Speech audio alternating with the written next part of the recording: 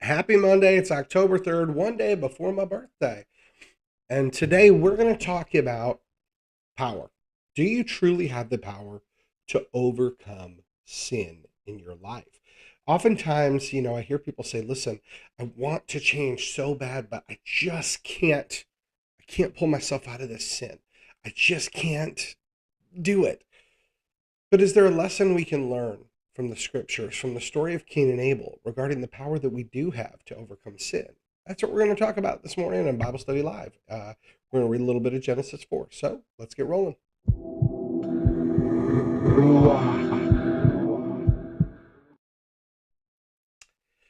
Well, good morning and welcome to Bible Study Live with Matt. I am Matt. And today we're going to study the Bible live. We're going to really quickly, and I mean really quickly, we're going to dig into Genesis chapter 4, and we're going to look at verses 1 through 16. As always, remember the whole point of Bible Study Live isn't for me to go, look at what I know. It's to go, hey, let's create some conversation without condemnation. I don't profess to get it all right all the time. Anybody who does should make you a little bit nervous. But today we're going to read about the story of Cain and Abel. We're going to talk about the power we have to overcome sin. We're going to look at what God said to Cain about this. We're going to look at the actions of Cain and Abel and see what we can take away from it. Today I'm going to read from the New English Translation, mostly because I like the translator's notes. But if you're reading from the NIV, New King James, any of that, you're fine. I will say this, though. Keep in mind the King James, New King James, they pulled their like the initial manuscripts that they use are from, if I'm not mistaken, the Textus Receptus. And since there have been older transcripts found in the Dead Sea Scrolls, they're not necessarily the most accurate translations. I mean, sometimes they're missing a few things in them, or rather, they have, in some areas, they have some things added that weren't there in the earlier manuscripts. Doesn't make them bad, just means it's helpful sometimes to look at multiple translations to really get a grasp of text and context. But today we're going to look at the New English Translation, and we're going to dig into the story of Cain and Abel. So let's pick up on chapter 4, verse 1. So, oh, by the way, so the last Bible study live that we did last week, we were just talking about how Adam and Eve were cast out of the garden, and how being sent out of the garden was God's way, not just a punishment to say, oh well, you're no longer allowed to have good things, right? It's not like God was saying you're the reason we can't have nice things, but it was more that because Adam and Eve had taken from the tree the knowledge of good and evil. And the first thing they noticed when they were naked and what happened, they felt shame that God sending them out of the garden and saying, we can't leave them in here. What if they eat from the tree of life? Then they're going to live forever. That it seems more that it was an act of mercy on God's part to say, listen, if they eat from that tree of life while they're living in this sinful nature, they're never going to escape the pain and the hurt and the shame. So now we see the story of their sons, and that's what we're picking up on today. So here we go. It says, now the man was intimate with his wife Eve. Ooh, starting off saucy. And she became pregnant and gave birth to Cain. Then she said, I've created a man just as the Lord did. Pause. You know what I love right here about this? I love that Eve recognized. So when we read in the scriptures, God said, let's make man and woman in our image. It said, so he created them, male and female, in his image. He created them. And so I think it's really cool because if you tuned in last week, as we started this new season of Bible Study Live, one of the first things when we read in the Bible, it's like God created, and then he made us in his image so we could create. And I love that Eve acknowledges, I've created a man just as the Lord did. I just think that's cool. Says that, and I don't know what her motivation. Maybe she's like, yes, I'm like God. I don't know, but I just love like when you look at the text, the acknowledgement, like God created, and look, I could create. Like, this is cool. It says, then she gave birth to his brother Abel. Abel took care of the flocks, while Cain cultivated the ground. At the designated time, Cain brought some of the fruit of the ground for an offering to the Lord, but Abel brought some of the firstborn of his flock, even the fattest of them. And the Lord was pleased with him, Abel, and his offering. But with Cain and his offering, he was not pleased. So Cain became very angry, and his expression was downcast. Let's look at this really quick with these words. So first, it says at the designated time. Let's just peek at that. Okay, and it happened at the end of days, passing the set period. No big deal there. But Abel brought. Let's see. Abel brought also he. Okay, not just language stuff there. Even the fattest. Two prepositional phrases, the kind of sacrifice that Abel brought. From the firstborn, from the fattest of the firstborn. Okay, so let's talk for just a second here about these two offerings that were brought. Now, number one, let's be honest and acknowledge God doesn't need the offerings, right? God creates. He doesn't need the fruit that Cain brought. He doesn't need the fattened calf that Abel brought. But really, these offerings were a way for human beings, for Cain and Abel at that time, to acknowledge everything comes from God. So let me bring the first fruits, if you will, the first and the best. Let me just say, hey God, let me give you back the first and the best, because I know you're always going to keep providing enough. And I love how intentional it seems that Moses was, the author was, in saying, Cain brought some of the fruit of the ground for an offering. Some of the fruit of the ground as an offering. So as a tribute to the Lord. Cain brought some of the fruit of the ground, but Abel brought the firstborn, even the fattest. Cain, it seems as though Moses is implying Cain brought his leftovers. Abel brought his best. You know, it's funny. You look at this. Fast forward all the way to the time of Jesus' first miracle, when he turned the water into wine, and then the party host fella, party planner guy, he says, "Hey, listen, everybody. Normally at a wedding, when people are drunk, then the host will bring out like the cheap stuff, right? But at this party, the host brought the best out afterwards. Like when they didn't have to, they brought the best." And to me, when I look at this Cain and Abel story, it just made me think of that, because it's like, God didn't need any of it. So what's the heart behind it? The heart behind it is to give your very best. And I just want to sit in this moment for a second, because let's think of life today, right? Everything we have, the breath in our lungs, the family we have, the companies that we've created, the job that you have, if you're not an entrepreneur or self-employed person, all of these are a gift from God. So when we move forward in that life, when you move forward in your marriage, are you giving your best to your spouse? When you move forward as a parent, are you giving your best to your children? In your business, are you giving your best? Are you working your hardest? Are you doing your darndest to provide the best you have? And not because it's an obligation, but because you recognize that God has given you his best and you want to give your best. I think that's what I take away right from the beginning of this Cain and Abel story, is that Abel seemed to have this recognition. This is all from God. Let me give my best to him. Whereas Cain almost seems to be operating in a scarcity mindset, because he just brought him some of the fruit of the ground for an offering. It's like, I was bringing my leftovers. Like, I better hang on to stuff. Who knows what the motivation was behind it? But let's continue reading. So it says, but with Cain and his offering, God wasn't pleased. So Cain became very angry.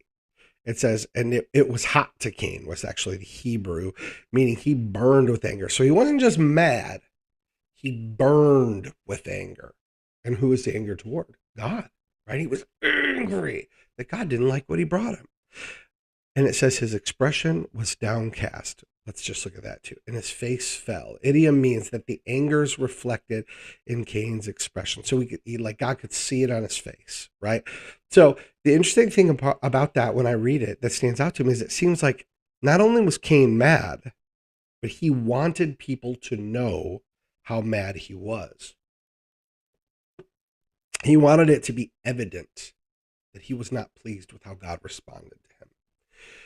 Whew, that seems like an arrogant thing to do, doesn't it? It says, then, verse 6, then the Lord said to Cain, why are you angry? And why is your expression downcast? Is it not true that if you do what is right, you will be fine? Let's just look at what true and fine say here in the NET. Cain, as if he would have known this. Okay, so it's what is it, an interrogative particle that prods the answer from Cain, like as if Cain should have known it. So not a condemnation, but an encouragement to Cain. Can we pause there? Sometimes we can read the Bible and we can feel like, ooh, it's God being harsh, it's God being condemning. And then we look at Jesus and the woman caught in adultery, and Jesus is like, where are your condemners? Oh, no, they've gone. Well, then I don't condemn you either, but don't do this anymore. It's almost like the same thing right here with Cain, that God is saying, why are you angry? Why are you upset about what's happening here? Like, if you think about that question, Cain is the one that was in control of it, right? God. When I picture this in my mind, I picture this like God going, hey man, why are you ticked off? You have complete control over how this situation is going to go, how our relationship is going to play out. Like, you have the power. Cain, you had the power. Like, He-Man, you had the power. And God says, isn't it true that if you do what's right, you'll be fine? Like, isn't it true? Like, that God is saying this, like, you know this already, right? You've got control of this. So isn't it you who chose the outcome? Now, why would I hang on this for a minute? Let's think about life right now. Well, actually, let's read the next part and then we'll think about it. He says, is it not true that if you do what is right, you will be fine? But if you do not do what is right, sin is crouching at the door. It desires to dominate you, but you must subdue it. Listen, God's saying to Cain, right? Listen, why are you the one that's mad? Why are you walking around with a face letting the world know you're mad? Isn't it true that if you do the right thing, everything works out? Like, but if you don't do what's right, and I love this because God says, isn't it true? If you do the right thing, it's all going to come out okay. But he doesn't stop there. He says, but if you do not do what's right, meaning if you make the choice to depart from my plan, if you make the choice to go the wrong way, to do what's not right, sin is crouching at the door. The Hebrew term translated crouching is, and I'll mangle the word, but it's rovetz. It's an active participle. Sin is portrayed like an angry animal that is ready to attack. Like, this says an Akkadian cognate refers to a type of demon in this case. Some could translate, sin is the demon at the door. Okay, so thinking of it that way, God is saying to Cain, look, if you do what's right, things will work out okay. But if you're choosing wrong, if you're choosing the wrong path, if you do not do what is right, and I think that applies to us today, when we know we're going the wrong way, when we know we're walking into sin, we're walking away from God, sin is like the demon at the door. It is a crouching tiger waiting to maul us, to take us into areas of pain and wounding that we can't recover from. That doesn't mean God doesn't love us. Doesn't mean God won't be there for us. Doesn't mean he won't comfort us. But the wounds we carry, we have such a hard time giving those to God. When we've made bad, sinful choices, sin is waiting to attack us. And God says this to Cain, if you do not do what is right, sin is crouching at the door. It desires to dominate you. And here's the words I want us to cling on today, though, and I love this. He says, it desires to dominate you. So what desires to dominate you? Sin. But he says to Cain, you must subdue it. Now, if God is saying to Cain, but you must subdue it, that means Cain has the power to subdue sin. Hold on, I'm going to let you marinate on that while I take a drink of my apple macchiato. Oh, nope, it's the caramel apple crisp. Just kidding. Listen, if God said to Cain, if you don't do what's right, sin's crouching at the door. It desires to dominate you, but you must subdue it. It means you can subdue it. It means Cain could subdue it. It means we could subdue it. The Hebrew actually literally means, and toward you is its desire, but you must rule over it. Let me say it again. You must rule over it. The Hebrew noun desire refers to an urge to control or dominate. According to the New English translators, it refers to a desire. The word desire refers to an urge to control or dominate. And here, that desire is the one that Cain, that sin has for Cain, the desire for sin to control Cain for the sake of evil. But God is saying, but you must have mastery over it. Now, here's the beautiful thing. It's like God is saying you are capable of overcoming it. You are capable of this. You have the power to overcome this, Cain. And I feel like God's saying the same thing to us today. Like, look, sin is a mess. Tadashi said this: how to overcome. Like, I was in a fight after that. The guy apologized and I forgave him. And that time, but I still regret forgiving him. And that's hard, right? Let's be honest. Thank you, by the way, for sharing that, Tadashi. Thank you for just being vulnerable with that. Uh, Listen, here's the thing. While you may feel regret for forgiving somebody, the reality is forgiving somebody is being like Christ. And so to say I regret offering forgiveness, I mean, think of it this way, maybe. Could it also be like saying, man, I regret, if I say I regret offering forgiveness, am I saying I regret choosing to follow Christ? Now, maybe regret's not the right word. Maybe you're saying, listen, I forgave the person after the fight. But when I look back on it, I'm still upset about the fight. Like that, I think that's a natural feeling to say, the person, they still hurt me. Like I choose to forgive them. I'm not going to carry a grudge. I'm not going to go after them anymore, but I'm still wounded. I mean, that's okay. It takes time to heal, right? But I appreciate that analogy. That's a good analogy. Like if you're in a fight and somebody apologized, but you don't want to forgive him afterwards. The beautiful thing is, like, even though Cain made a very bad mistake here, we're going to see what God does in spite of what Cain does. But I want to point out to all of us, and when I wrestle with this, I'm wrestling with it for me. Okay, I'm wrestling with it for me. And I think it's so true. When I choose to do what isn't right, sin is waiting to attack me, and it does want to dominate me. And if I'm not careful, it will. But I love it because God says, but you must subdue it, which means you have the power to subdue it, which means I have the power to win over sin. Oh, Pastor Bobby would be so proud of me for that rhyme. It wasn't even intentional. I have the power to win over sin. You have the power to win over sin. Because God says you do. And God created you and I in his image. And God has the power to win over sin. So do you and I. So let's continue here. Verse 8, Cain said to his brother, let's go out in the field.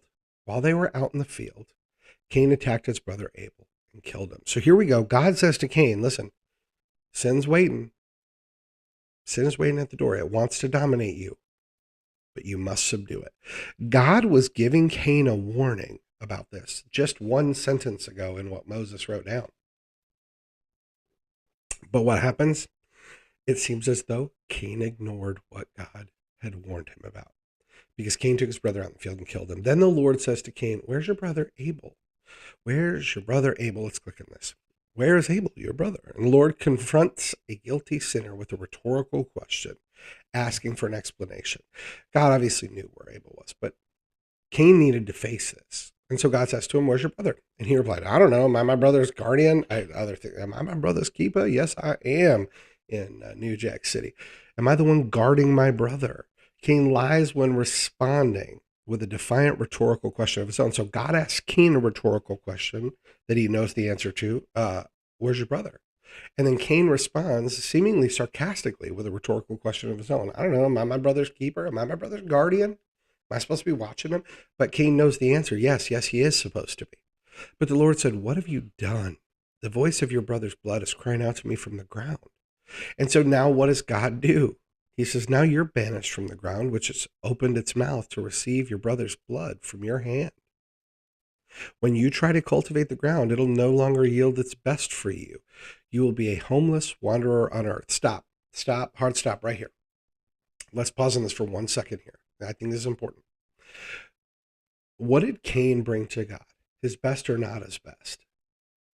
He brought not his best, right? Abel brings his first and best as a tribute to the Lord. Cain brings just some stuff, not his first, not his best, seemingly his leftovers. And so what is the result? Cain kills his brother. Cain lets sin overpower him. He goes the road of sin. And what is the result of that? God says when you try and cultivate the ground, it'll no longer yield its best for you. You'll be a homeless wanderer on earth. Cain didn't give his best. And so what he got in return was not the best. Cain had the power to overcome sin and experience God's best in the world that they lived in spite of the world being fallen, in spite of the sin in the world, now sin attacking. In spite of it, Cain still could have experienced God's best. But Cain chose a different path. Cain chose to do what was not right in his offering and in the murdering of his brother. And the result that he got was now, no matter how hard he worked, he was not going to experience the best that the ground had to offer him. It seems to ring true today, doesn't it? We don't give our best. We don't get the best in return. God always wants his best for you and I. And we may work our butt off and we may give our best, and sometimes it doesn't give us the outcome we desire. But God desires for us to experience the fullness of the relationship with him, just like he desired for Cain and Abel and Adam and even everybody in this story. Everyone in the world. God would love a relationship. He would love for all of us to repent, turn toward him, and experience the best life he's got planned for us. And that's what he wanted for Cain as well. But Cain chose to not do what was right, and sin was crouching at the door, waiting to devour him. And Cain did not do what he was capable of. He didn't take control and subdue the sin and overpower sin and rule over the sinful nature inside him. He didn't rule over his flesh. He didn't take the thoughts captive. He went, you know what, I'm mad and I'm just going to do what I feel like doing. And he took out his brother. And there was the consequence. It was, now the ground will no longer yield its best for you. Cain, the farmer, the man who would have to make a life farming. But now Cain is freaked out because he said to the Lord, verse 13, my punishment's too great to endure. Let's endure, this say. Great is my punishment from bearing. All right, just look. I'm just looking at like comparative sense. Punishment, primary word about sin, iniquity. Too great is the guilt, punishment for sin. So he says, listen, it's too much for me to carry. He says, look, you're driving me off of the land. I have to hide from your presence. I'm going to be a homeless wanderer. Notice God didn't say you have to hide from me. Can we just stop there? Cain's response, and this is what sin does to all of us. Golly. Man, when we sin, we feel shame, right? That was the first thing that happened with Adam and Eve. And notice God didn't say to Cain, I'm sending you out of here and you have to hide from me. God just said, now your life's going to be harder because of the choices you made, bro. And what does Cain say? Oh, I got to hide from your presence. What? But God didn't say that. God said, you're going to be a homeless wanderer. God said, you're going to work hard and you're never going to get the results you want because of the choices you made. But God did not say you have to hide from me. But sin makes us feel like I'm so ashamed. And because I'm not worthy of God's love, I need to hide from him. But when we hide from somebody, they don't, and yes, God sees everything. So I'm using anthropomorphic language, human language here, right? If you hide from a person, they can't find you to give you whatever it is they want to give you. If God wants to give you love and you're hiding from him, how can you receive his love, right? Metaphorically speaking, hiding could be ignoring him. Hiding could be la, la, la, la, la, la, la, la.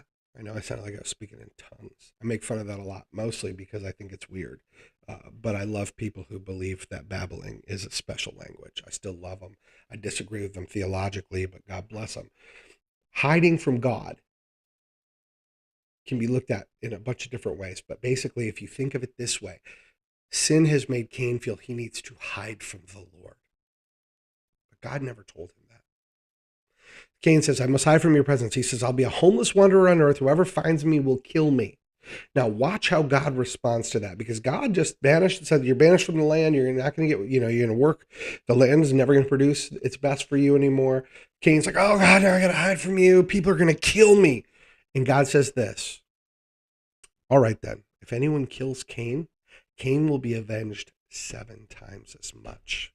And then watch this. It says, let me share this with you so you can read for yourself. Okay. If anyone kills Cain, Cain will be avenged 7 times as much. It says, Then the Lord put a special mark on Cain so that no one who found him would strike him down. So Cain went out from the presence of the Lord and lived in the land of Nod, east of Eden. Can we just talk about this for 1 minute? I just want to wrap with this. In spite of Cain bringing God not his best, we don't know if it was the leftovers. It seems like we could infer that, but the truth is we don't know what we brought him. All we know is it wasn't his best, right? It just said he brought God some of the stuff from the ground, and it seems God wasn't pleased. So God knew it wasn't the best Cain had, or the first, whatever. We know Abel brought his best. Abel brought his best. Cain kills Abel. Cain is all angry and butthurt about God not being pleased with his offering. So he goes and kills his brother for it. Instead of looking in the mirror, okay, so much of this applies to how we live today, how we choose to respond to others today. Cain doesn't do his best. He doesn't get the results that he wants, which is God's pleasure. God telling him, great job, Cain, like he did to Abel. And instead of Cain going, it's probably because I just didn't step up. It's probably because I needed to man up and I didn't. And so God's upset with me. Instead, Abel, and why? Cain's reaction to go and attack his brother because he didn't get the response he wants. Look at this world today. Look how often we do that. We don't get the response we want, whether it's from our spouse, whether it's at work, you don't get the promotion you wanted. And is your first response to go, am I really stepping up and going above and beyond? Am I showing my desire for this promotion? Or am I just butthurt because they gave it to so-and-so instead? Right? And then we get mad, they don't do enough, and they shouldn't have got this, and they shouldn't have got that, and they don't deserve this, and they don't. The way we see life functioning today, it was happening back then. Cain didn't step up. Abel got, props for it. God wasn't happy with Cain's offering. And instead of Cain going, well, let me see if I can try again. Hey, God, hold on. Let me try again. Let me show you how much I value this relationship. Let me show you that, God. Instead of any of that, Cain goes, Abel, let me kill him. Let me get him out of the way. And when he kills him, hey, where's your brother? Where's my brother? What, am I the one that's supposed to keep track of him? Yeah, you are. Your family. You're supposed to take care of each other. It's why you have this life together. Because of what you did, the ground will never yield for you its best anymore. You who didn't bring your best, you who then killed somebody else, there are consequences to your choice. He didn't say, though, you won't eat. He didn't say you won't survive. God just said you won't have the best life possible because your choice has consequences. Friends, listen. I spent the first 24 years of my life not walking with God. And then I walked with him for years. And then I spent another 6 where I walked away. I pulled a Cain and I walked away. I didn't kill my brother, by the way. They're all alive. Even with some of them, I've had those moments where I would have liked to. So I didn't do what Cain did. But in many ways, I killed my relationship with God. I wounded it very much so. And to this day, while I am forgiven and redeemed and restored, there are wounds that will last a lifetime. There are things that I want to unburden myself from, and I have to repeatedly, as Satan tries to place them on my shoulders, as sin like a crouching lion waits to throw that guilt and shame on me, I have to heave it back off and say, here, God, take it. And we all are going to experience those moments. So don't think like, man, but I still feel this guilt and this regret keep coming back. Just keep giving it back to God. See, God, in spite of everything that Cain did, in spite of his lackluster offering, in spite of the sin he committed against his brother, Cain's like, great, now somebody's going to kill me. It's interesting that Cain's worry was that someone would do to him what he did to his brother. It just shows that he knew what he did to his brother wasn't okay. And how does God respond? Does he say, Cain, you're right, and I hope somebody takes you out because you deserve it? Nope. God put a mark on him and let him know if anybody comes after you, if they were to kill you, they're going to 7 times over. 7 times over. Whew. Man, that's going to be rough. Anyone that kills Cain will be avenged 7 times as much. In spite of Cain making the wrong decisions, in spite of a most grievous sin, God didn't give up on Cain. He still protected him, which means he showed that he still loved him in spite of his horrible life choices. And that's what should offer us hope today, my friends. Here's the deal. You ain't perfect. Neither am I. We have all made mistakes. We've all got different things that sin would like us to still feel shame for, even though we've chosen a new life. But remember this, the scriptures say that we are made new in Christ Jesus. Your life is made new.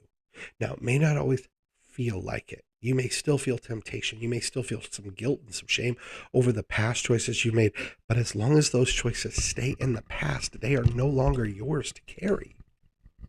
Those are old choices in the past. That is who you were, not who you are. God loves you, and he's constantly giving you another chance to do right things and choose his way. There is hope for you yet, my friends. There is hope for you and me right now in Jesus. So can I encourage you today, if you're not walking with Jesus, it's never too late. Make the choice today to say, God, I want to know you. I want to know Jesus. I want to accept what he did for me. I want to walk with him. I want a new life. Ask and listen and be patient. And when you are faced with those choices that you know aren't the right thing to do, just like Cain knew it wasn't. My microphone likes to jump away. It's way too springy. When you're faced with those decisions where sin is trying to tempt you and draw you into something that will lead to consequences, remember that God has given you the power to rule over those sinful desires. He has given you the power to overcome, which means the choice is yours. Will you choose to overcome that sin? Or will you choose to step deeper in it and carry the weight of the consequences even longer? Remember this, you don't have to step into that sin, and you don't have to carry those consequences. Today could be your day, no matter where you're at, in your relationship with God. You are just one moment away from walking a little closer with Christ. Make today that day. Hey, thanks for tuning in to Bible Study Live. I love you guys. I appreciate you. If you thought this is valuable, please share it with somebody else. And last but certainly not least, if you have not got a copy of my wife and I's new book, For This Reason, I Live in Ephesians 5 Marriage, you can text the word love to 833-981-0002. It will reply back with a link on Amazon for you to be able to grab a copy of our book. It's $9.99 in paperback. If you're a Kindle Unlimited subscriber, you can read it for free, but we'd love it if you'd read it and leave us an honest review. Again, you can text the word love to 833-981-0002. And of course, to make sure that I'm compliant with this message, standard messaging and data rates apply, frequency varies. There you go. Listen, thanks again for tuning in. Love you guys. I appreciate you. And I will see you on Bible Study Live tomorrow.